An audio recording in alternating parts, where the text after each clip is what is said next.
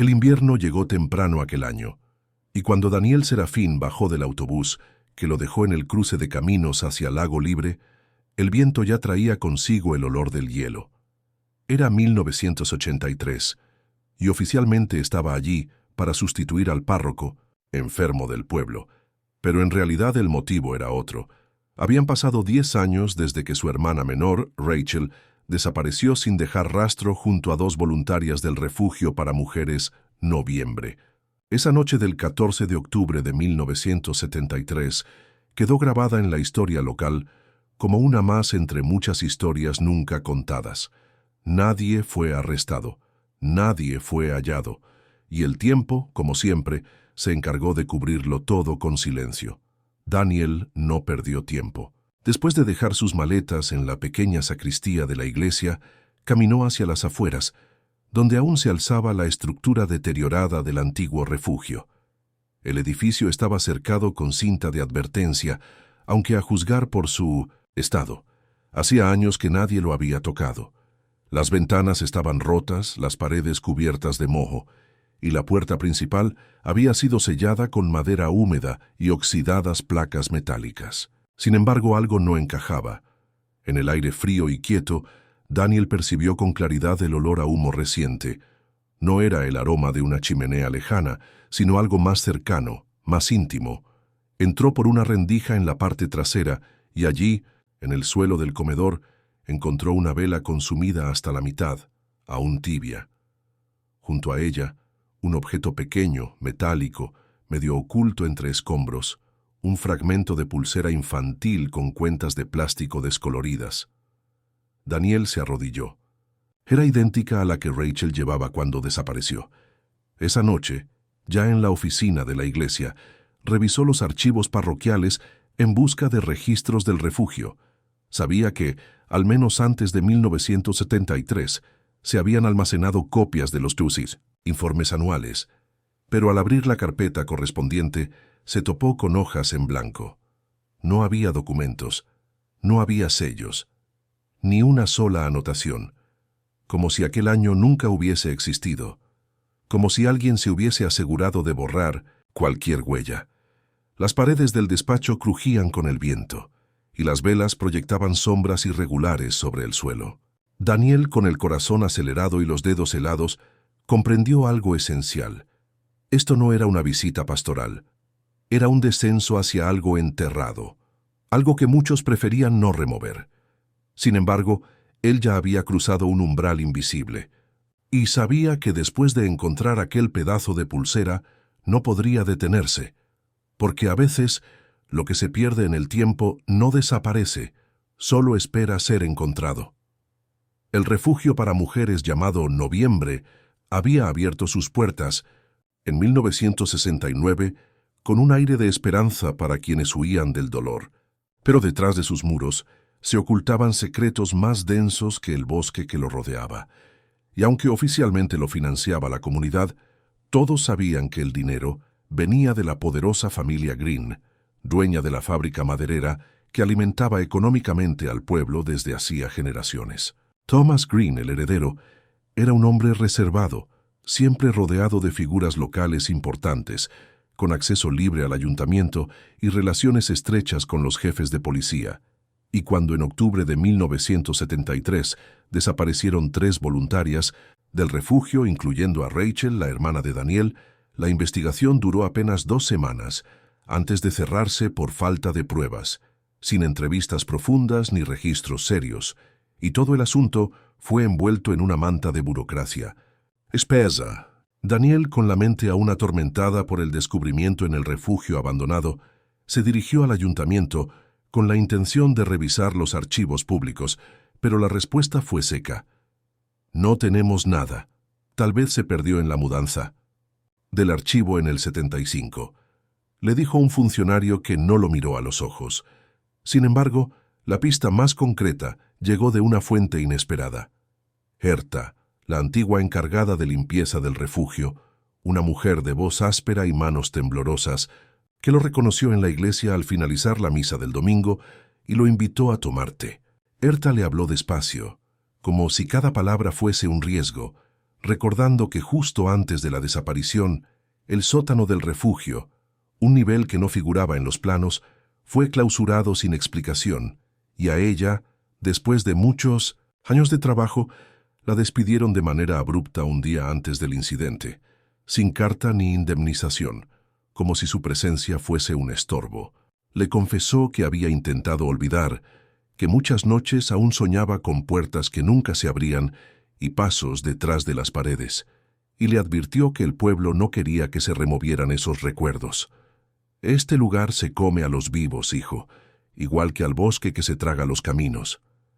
Esa misma noche, cuando Daniel regresó a la iglesia bajo una nevada incipiente, encontró un sobre sin remitente en la puerta principal. Adentro había una fotografía antigua y desgastada por el tiempo. 3 chicas jóvenes, sentadas en una banca frente al refugio, sonriendo bajo la luz del sol, y en el centro estaba Rachel, con el cabello recogido y una bufanda amarilla que Daniel aún recordaba con dolor. Pero lo que heló su sangre no fue la imagen, sino el reverso.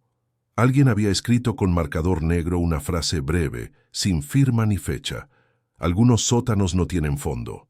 Una sentencia que no solo resonaba como una advertencia, sino como una promesa de que lo que buscaba iba más allá de los documentos, más allá de la lógica, más allá incluso del tiempo. El silencio del pueblo, la destrucción de los archivos, el olvido forzado de una tragedia colectiva, todo parecía orquestado para proteger algo que jamás debió existir. Desde el momento en que recibió la fotografía, Daniel sintió que ya no podía caminar libremente por el pueblo sin que cada sombra pareciera una advertencia y cada silencio un grito sofocado, así que tomó una decisión que sabía que podría ponerlo en peligro. Comenzó a observar el terreno de los Green desde la distancia, escondido entre árboles congelados y maleza crujiente, con los binoculares prestados de la sacristía y una libreta donde anotaba cada mínimo detalle. Y pronto se dio cuenta de algo desconcertante.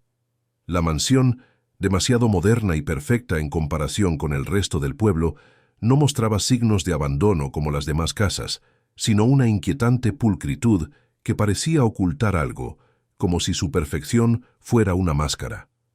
La hija de Thomas, una mujer joven de unos 30 años, salía cada mañana al amanecer para correr entre los árboles y siempre seguía la misma ruta que se perdía en el bosque al oeste.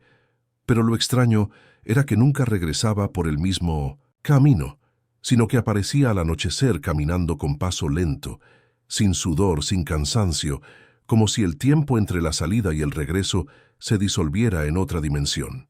Daniel intentó hablar con algunos vecinos del lugar para obtener información sobre los Green, pero apenas pronunciaba el nombre, los ojos bajaban, las bocas se cerraban y las excusas surgían con rapidez. No sé nada. Hace años que no los vemos, mejor no hablemos de ellos. Frases huecas que más que ignorancia reflejaban miedo. Un domingo, un hombre mayor que asistía regularmente a misa aceptó quedarse después del servicio para conversar en privado, y Daniel lo esperó en el despacho durante más de 1 hora, pero nunca llegó, y al día siguiente no apareció en la iglesia ni en su casa, donde la puerta permanecía cerrada y las ventanas cubiertas desde adentro, como si nunca hubiese vivido allí. A los pocos días, Daniel volvió al refugio, movido por una corazonada extraña y un presentimiento que lo apretaba desde dentro como una mano invisible. Y esta vez no fue solo por los recuerdos, sino por algo más tangible. En el camino embarrado, frente al edificio, vio marcas de neumáticos frescos, imposibles de explicar, ya que la única entrada estaba bloqueada por una cadena oxidada desde hacía años. Siguiendo las huellas con cautela, se internó entre los arbustos y descubrió lo que parecía una puerta metálica semienterrada, oculta por la vegetación y casi invisible a simple vista, con un candado nuevo reluciendo en medio de la herrumbre. De noche, cuando ya no quedaba nadie en las calles, alguien deslizó bajo la puerta de la iglesia una nota escrita con letra irregular y tinta corrida. «Le quitaste la fe, no toques su sombra», y esa frase lo sacudió más que cualquier amenaza directa, porque hablaba de algo que él aún no entendía por completo, pero que lo involucraba de forma personal, casi íntima, como si lo acusaran de una traición no cometida. A la mañana siguiente, al subir al campanario para revisar el mecanismo del viejo reloj, descubrió algo perturbador. Alguien había pintado un crucifijo invertido sobre la campana mayor, con pintura negra aún húmeda, y comprendió entonces que no solo estaba buscando respuestas, sino que alguien más lo estaba observando desde el primer momento. Daniel no durmió esa noche. El eco de la nota y la imagen del crucifijo invertido lo acompañaron hasta el amanecer, y cuando la primera luz tocó las vidrieras de la iglesia, ya estaba camino al bosque con una pala oxidada, una linterna vieja y una mochila cargada de determinación, porque algo dentro de él le decía que si no abría esa trampilla, jamás volvería a encontrar descanso. Al llegar se arrodilló frente al metal semienterrado y empezó a excavar con fuerza, lanzando la tierra húmeda hacia los lados, ignorando el frío que le mordía los dedos y la niebla que se colaba entre los árboles como un testigo silencioso. Durante horas cavó sin descanso, hasta que finalmente el contorno de la trampilla quedó al descubierto, revelando una estructura más grande de lo que había imaginado, y cuando logró forzar el candado con una palanca, el chirrido del metal, oxidado al abrirse, le erizó la piel. El aire que escapó del agujero era denso, cargado de humedad y un olor antiguo a hierro, madera podrida y algo más difícil de describir, algo parecido al miedo. Descendió lentamente por una escalera de concreto resbaladizo, contando cada peldaño mientras la oscuridad se hacía más espesa a su alrededor. Y cuando había avanzado apenas unos metros, escuchó un crujido arriba, un leve desplazamiento que no podía ser el viento. Se quedó inmóvil, conteniendo la respiración, y después de unos segundos oyó claramente el golpe metálico de la trampilla cerrándose de nuevo. Subió a toda prisa, pero al salir no encontró a nadie, ni huellas ni ruidos, solo el mismo silencio gélido y la sensación punzante de haber sido vigilado. Esa misma tarde fue a la comisaría para reportar el hallazgo, pero el oficial que lo atendió, un hombre joven con uniforme mal ajustado y ojos cansados, apenas se dignó a mirar las fotos del lugar que Daniel había impreso, y con un tono indiferente dijo que probablemente se trataba de un acceso viejo a la red técnica del pueblo, quizás de la época de los primeros refugios antibombas. «No es asunto suyo, padre. No vaya a lastimarse por andar jugando al detective», añadió antes de devolverle las imágenes sin siquiera hojearlas. 2 horas después, al regresar al lugar, Daniel se encontró con una escena que le provocó náuseas. 2 hombres vestidos con uniformes de una supuesta empresa eléctrica estaban soldando la trampilla con cuidado quirúrgico, cerrándola siempre bajo una capa de metal nuevo y pintura fresca. Nadie le dio explicaciones. Cuando les preguntó qué hacían allí, uno de ellos se limitó a decir que habían recibido una orden de mantenimiento de seguridad por parte del ayuntamiento. Esa noche, al volver a la iglesia, descubrió que sus notas sobre el hallazgo habían desaparecido del escritorio y que la cerradura de la oficina había sido forzada sin romperse, una intervención tan precisa que parecía hecha por alguien que conocía bien sus movimientos. Los feligreses comenzaron a evitarlo en la calle, las miradas se volvían esquivas y el aire del pueblo, antes callado, se volvió opresivo. Nadie más lo saludaba, nadie respondía a sus preguntas. Y en ese aislamiento creciente, Daniel comprendió que no solo estaba solo, sino que lo querían solo, como si la verdad que estaba por descubrir debiera morir con él. Una semana después del sellado del acceso, cuando el pueblo parecía más sombrío que nunca y cada crujido de madera en la iglesia se sentía como una amenaza, Herta volvió a contactar a Daniel con una llamada breve, susurrada, apenas audible, y le pidió que fuera a su casa esa misma noche sin ser visto, que no hablara con nadie, que no llevara nada electrónico, solo su fe y su memoria. La casa de Herta, escondida entre colinas y cubierta por ramas secas, parecía una reliquia detenida en el tiempo, con muebles de otra época, olor a alcanfor y una colección infinita de crucifijos colgando de las paredes, como si intentaran proteger cada rincón de una presencia invisible. En la sala, bajo una manta polvorienta, Herta deslizó hacia él un baúl de madera oscura con cerraduras rotas y esquinas gastadas, y le dijo que lo había guardado desde la noche anterior a su despido, que nunca se atrevió a entregarlo a nadie, ni siquiera a la policía, porque sabía que todo terminaría desapareciendo, como desaparecieron las chicas, como desapareció la verdad. Daniel lo abrió con manos temblorosas, y el aire que salió del interior olía a tinta vieja, humedad y encierro, como si el tiempo mismo se hubiese comprimido dentro. Los papeles eran documentos internos del refugio, registros médicos, informes, de disciplina, anotaciones de las cuidadoras, listas de nombres con marcas rojas y códigos numéricos, y al fondo, escondido entre carpetas mal conservadas, encontró algo que hizo que el corazón se le detuviera por un instante. Un cuaderno pequeño con el nombre Rachel garabateado en la esquina, acompañado de varias hojas sueltas donde aparecía su nombre junto a una referencia escalofriante. Paciente sospechosa de interacción con interna N14, transferida sin documentación, requiere aislamiento inmediato, fechado exactamente 3 días antes de la desaparición. Daniel leyó en voz baja cada frase, sintiendo que se desmoronaba poco a poco, mientras Herta lo observaba desde el umbral, más pálida que nunca, como si reviviera cada palabra impresa. También había cartas escritas por trabajadoras del refugio, donde se hablaba de noches con gritos apagados, de puertas que no abrían desde dentro, de niñas que lloraban ecos de tristeza infantil que nadie en el lugar parecía dispuesto a atender, de una residente cuyo origen era desconocido y cuya presencia inquietaba a todas, de un cuarto oculto que no figuraba en los planos y del que nadie hablaba, y de la orden estricta de no mencionar su existencia fuera de los muros. Cuando terminó de leer, Herta lo miró fijamente y dijo con la voz apagada y los ojos húmedos: «Esa niña, la número 14, no era como las demás, Daniel. Su comportamiento era tan inusual que despertaba inquietud, excepto en Rachel, que él la trataba con ternura, pero Rachel no la temía. Le hablaba cada tarde, le cantaba a escondidas, y por eso desapareció». En ese momento, Daniel supo que había algo más profundo, más oscuro que simples desapariciones, que lo que buscaba no era solo una respuesta, sino la raíz de un horror cuidadosamente enterrado. Al despedirse, Herta le entregó el cuaderno y lo abrazó sin fuerza, como si presintiera que sería la última vez.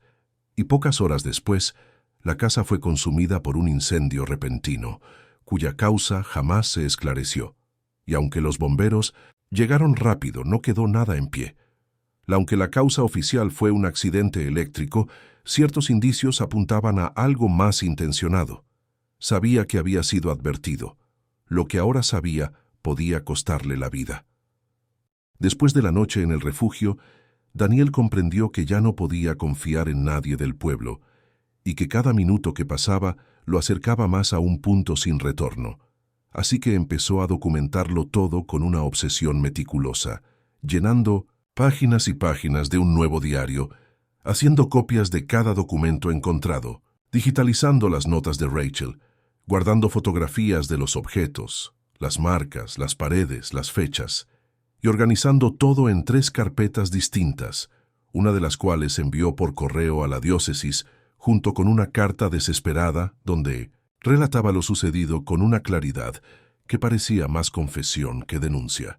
Pero pasaron los días y no llegó respuesta, ni una llamada, ni un mensaje, como si su sobre jamás hubiese sido abierto o, peor aún, como si alguien hubiese interceptado la verdad en el trayecto. Decidió entonces contactar a Thomas, un viejo amigo periodista que trabajaba en Toronto y a quien no veía desde el seminario. Le explicó por teléfono que no podía contarle todo por razones de seguridad, pero que necesitaba que viajara, que viera con sus propios ojos lo que estaba pasando, que lo ayudara a sacar la verdad a la luz. Thomas aceptó. Le dijo que llegaría en 2 días, que tomaba notas, que grabaría todo, que si lo que decía era cierto, esa historia no podía quedar enterrada. Daniel lo esperó con ansiedad creciente, preparando el material, limpiando la iglesia como si el orden pudiera protegerlo de la locura, repasando cada palabra que iba a decir. Pero nunca llegó. 1 hora antes del encuentro acordado, la radio local informó de un accidente en la carretera norte. Un hombre fue atropellado mientras cruzaba la vía, sin documentos, sin testigos, muerte inmediata, y aunque la descripción no mencionaba nombres, Daniel supo que era él, porque no era coincidencia, porque no podía serlo.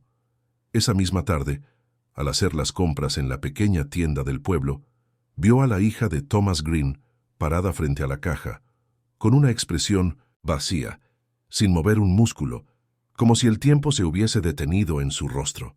Llevaba un abrigo largo y oscuro, y colgando de su cuello brillaba un crucifijo de madera gastada, idéntico al que él había visto en la mesa del cuarto secreto bajo el refugio.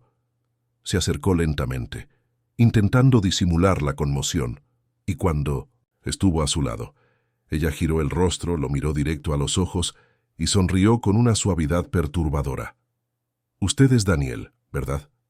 «Mi padre me dijo que vendría», murmuró, y sin agregar más, dio media vuelta y salió a la calle como si nada. Al regresar a la iglesia, encontró el despacho revuelto, los cajones abiertos, los libros por el suelo, el rastro de un orden forzado, como si alguien hubiera intentado borrar el pasado. Corrió hacia la parte trasera, donde escondía el diario original, y encontró solo cenizas.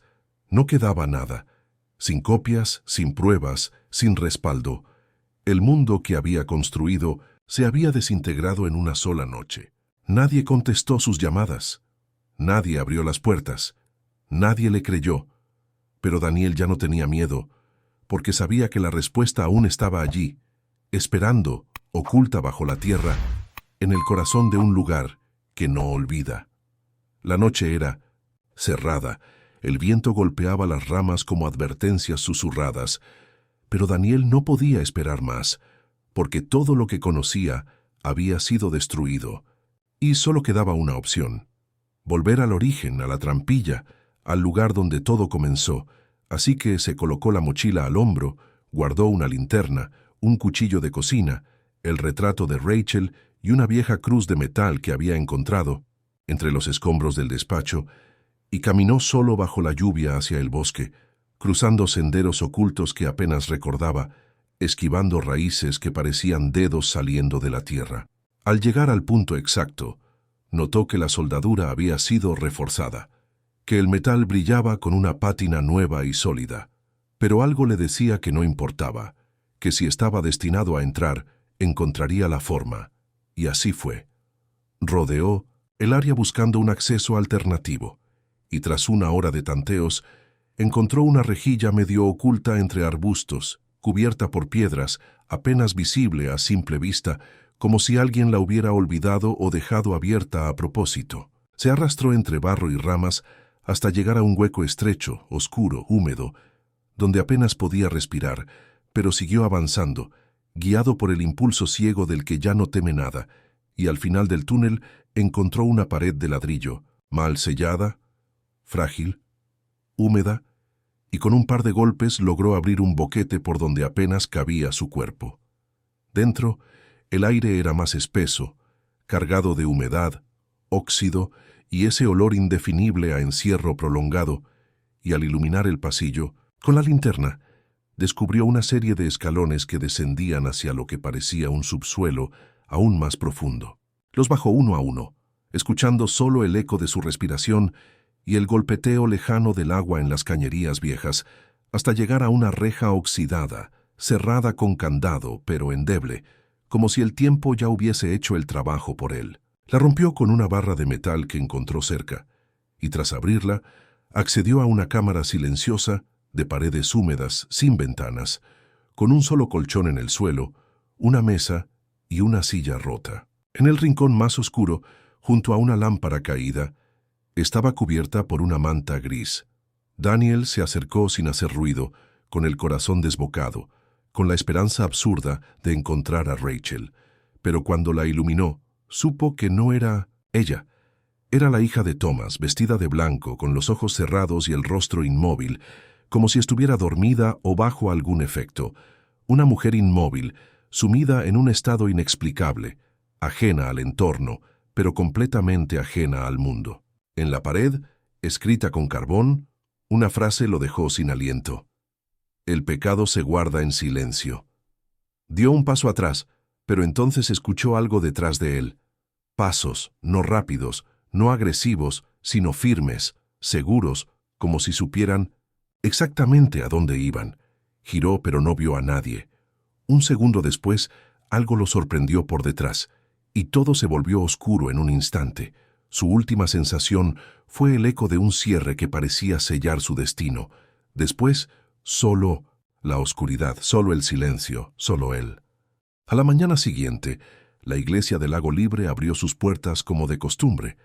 Las velas estaban encendidas, los bancos limpios, la sacristía en orden, pero el padre Daniel no apareció para dar misa, y en su lugar, sobre el altar, había una nota escrita a mano que decía: «Hoy no habrá servicio», sin firma, sin fecha, solo esas palabras solas, flotando en el silencio como una despedida susurrada. Al principio los fieles pensaron que estaba enfermo, luego que había salido por algún asunto urgente, pero pasaron las horas y no regresó. Su cama intacta, su abrigo colgado, sus zapatos alineados bajo la ventana como cada noche. Y entonces, alguien llamó a la comisaría para reportar su desaparición, aunque la policía tardó 3 días en iniciar una búsqueda formal, y solo después de que la diócesis preguntara por su paradero. Durante una semana peinaron el bosque, revisaron caminos, interrogaron vecinos, pero no encontraron ni rastro, ni una pisada, ni un trozo de tela, ni una huella reciente en la zona del refugio, como si Daniel se hubiera disuelto en el aire, y 7 días después la investigación fue cerrada con una nota escueta: «Posible fuga voluntaria». El pueblo aceptó esa versión con una docilidad sospechosa. Nadie hizo preguntas, nadie protestó, nadie exigió justicia, y en medio del silencio generalizado, algo aún más extraño ocurrió. Thomas Green, el viejo empresario retirado, donó, oficialmente, $100,000 a la parroquia en memoria del padre Daniel Serafín, una acción que fue aplaudida por los pocos presentes y que selló simbólicamente el final del caso. Semanas después, la iglesia recibió a un nuevo sacerdote, joven, amable, sonriente, que evitaba hablar del pasado y hablaba con voz cálida sobre el perdón y la renovación, y el pueblo, como si despertara de un mal sueño, volvió lentamente a su rutina. Durante la primera misa del nuevo párroco, la hija de Green se sentó en la primera fila, con las manos cruzadas sobre las rodillas y el mismo crucifijo de madera colgando de su cuello, brillando débilmente bajo la luz de los vitrales, y cuando el sacerdote levantó la vista para bendecir a la congregación, ella sonrió, solo un segundo, una curva mínima en los labios, pero suficiente para que 2 ancianas se persignaran sin saber por qué. Mientras tanto, el acceso al bosque fue bloqueado definitivamente. Los caminos rurales desaparecieron bajo una capa de cemento fresco y el refugio fue desmantelado por completo por un equipo anónimo que no ofreció explicaciones, borrando las últimas piedras de lo que una vez fue el epicentro del horror. Los registros municipales fueron editados, todos los documentos sobre el refugio Noviembre eliminados del archivo histórico, y Rachel fue registrada nuevamente como persona no localizada según los archivos. Nadie volvió a hablar de Daniel. Nadie volvió a mencionar a Herta, ni a Oldwell, ni al periodista muerto. Nadie recordaba ya los susurros, ni las notas, ni la fotografía con el mensaje escrito en el reverso. Pero unas semanas después, un niño de 12 años que caminaba solo por el sendero trasero de la escuela encontró algo tallado en la corteza de un árbol cerca del lago. «Sigo aquí». Lo leyó en silencio, se lo contó a su madre, pero ella no le creyó. A la mañana siguiente no se presentó en clase, tampoco volvió a su casa. La policía peinó el área, pero no encontró nada. El informe fue breve. Posible fuga. En Lago Libre el silencio volvió a asentarse como una niebla vieja. Nadie preguntó, nadie contestó, nadie lo buscó. Un año después de la desaparición de Daniel, cuando los inviernos en Lago Libre parecían más largos y las noches más silenciosas, otra chica desapareció sin explicación. Era la hija de una enfermera local. Una joven dejó su hogar y jamás volvió, un hecho que el pueblo prefirió no discutir. sin enemigos, sin problemas conocidos, y esa misma noche su retrato fue encontrado en un lugar inusual, como mensaje sin palabras en el tronco del mismo árbol, donde, meses atrás, alguien había escrito «Sigo aquí», pero esta vez no había palabras, solo la imagen recortada con precisión, con una expresión vacía y una sombra negra sobre uno de sus hombros. La policía abrió una nueva investigación, pero cerró el caso en menos de 5 días, alegando falta de pruebas, mientras la madre, rota por dentro, caminaba cada día por el borde del bosque llamando su nombre en voz baja, como si todavía pudiera escucharla. Pocos meses después, Thomas Green murió en su cama, sin escándalo, sin testigos, y el obituario publicado en el boletín parroquial consistía en una sola línea: donante ejemplar y hombre de fe, descanse en paz. Sin velorio, sin misa, sin familia, porque su hija también había desaparecido, según decían. Se había mudado, pero nadie supo a dónde, nadie la volvió a ver, y algunos murmuraban que su habitación permanecía intacta, con las luces encendidas cada noche y la radio encendida en una estación sin señal. La iglesia siguió operando. El nuevo sacerdote ganaba adeptos por su simpatía, y los domingos se llenaban de himnos y sermones reconfortantes, como si nada hubiera pasado, como si el tiempo hubiera reseteado el pasado. Pero las antiguas familias sabían que algo no estaba bien, que bajo el suelo aún vivía una herida, y algunos ancianos empezaron a hablar en voz baja de voces en el bosque, de cánticos apagados que se escuchaban después de la medianoche, de luces que parpadeaban cerca del lago y de figuras que se deslizaban entre los árboles. Un día, el cartero del pueblo encontró un paquete anónimo dentro del buzón de la parroquia, sin remitente, con la dirección escrita con tinta corrida y una cruz dibujada en la esquina del sobre. Al abrirlo, el sacerdote encontró un cuaderno desgastado por el agua y el tiempo, lleno de notas escritas a mano, fragmentos de fechas, nombres, citas bíblicas tachadas, y al final, en la última página, un dibujo de un crucifijo con letras temblorosas debajo: Rachel, 1983. El sacerdote lo entregó a la policía, que inició un proceso formal, pero lo cerró 3 semanas después alegando falsificación sin relevancia legal, y el cuaderno desapareció del archivo. En el pueblo se implementó un toque de queda para menores. Se prohibió el acceso nocturno al bosque y se anunciaron obras para convertir el área del antiguo refugio en un parque ecológico. Pero todos sabían que era una fachada, un intento torpe de tapar un hueco que nunca dejaría de sangrar. Los niños crecieron con miedo a los susurros, y los mayores aprendieron a no mirar hacia ciertos rincones, porque el mal, cuando no se enfrenta, se acomoda, se disfraza, se multiplica. El refugio fue demolido por completo, pero dicen que si caminas lo suficiente en noches sin luna, puedes oír un murmullo leve que parecía surgir del pasado, inexplicable, pero profundamente humano. Es el eco de quien aún reza desde el subsuelo. Es la última página que nunca se escribió. Es el silencio que lo envuelve todo. Gracias por ver esta historia. Explora complejos dilemas morales, el peso del pasado y las consecuencias de ocultar la verdad. Esta trama invita a reflexionar sobre el poder de la elección y la responsabilidad por nuestras acciones. Esta historia es una obra de ficción y no está basada en hechos reales ni en personajes reales. Su propósito es generar reflexión sobre cuestiones morales y éticas y no justificar ni aprobar las acciones de los personajes. No apoyamos ni justificamos las acciones del protagonista, en particular sus intentos de ocultar la verdad y evadir la responsabilidad. Al contrario, la historia muestra cómo las decisiones mal tomadas pueden tener consecuencias devastadoras y resalta la importancia de la honestidad, la responsabilidad y el arrepentimiento. Invitamos a los espectadores a no imitar ninguna acción destructiva o ilegal descrita en la historia. Si usted o alguien que conoce se encuentra en una situación moral o vital difícil, no dude en buscar ayuda de profesionales o de organizaciones de apoyo. Recuerde que la verdad y la responsabilidad siempre son la mejor elección.